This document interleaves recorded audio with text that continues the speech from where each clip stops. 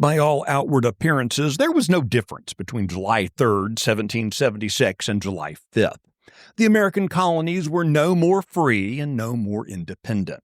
Practically speaking, the governing structures weren't changed.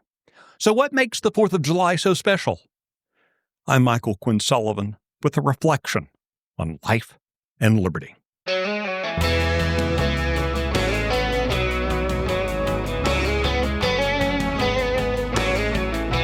This'll sound funny, but I appreciate that as a nation, our republic doesn't celebrate October 19th, 1781. That's the date the War for American Independence ended.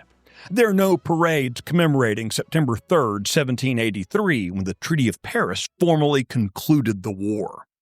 Instead, we celebrate July 4th. That's the day in 1776 when our founding fathers firmly, finally, and officially committed themselves, their lives, their fortunes, their sacred honor to the cause of American liberty. Now, make no mistake, many of them had already done so personally and individually weeks, months, even years earlier.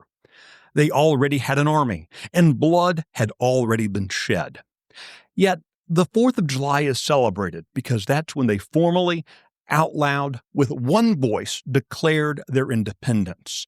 They acknowledged to each other and a candid world that they were dissolving their political ties with England in order to form a self-governing republic.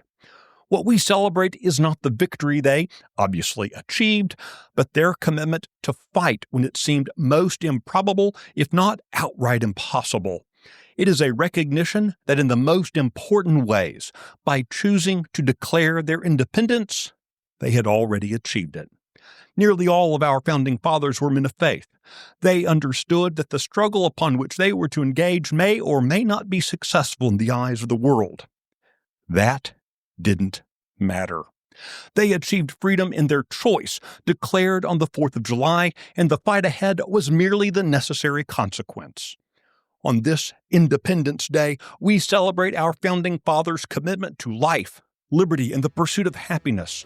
On Independence Day, we celebrate their willingness to exercise their convictions for themselves and on behalf of the generations to follow. As it was in 1776, so it is today.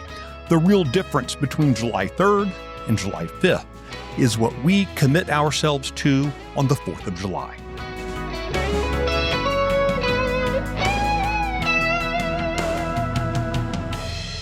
The Reflections podcast is presented by Texas Scorecard. If you like today's reflection, please take a moment to rate it, leave a review, and recommend it to your friends.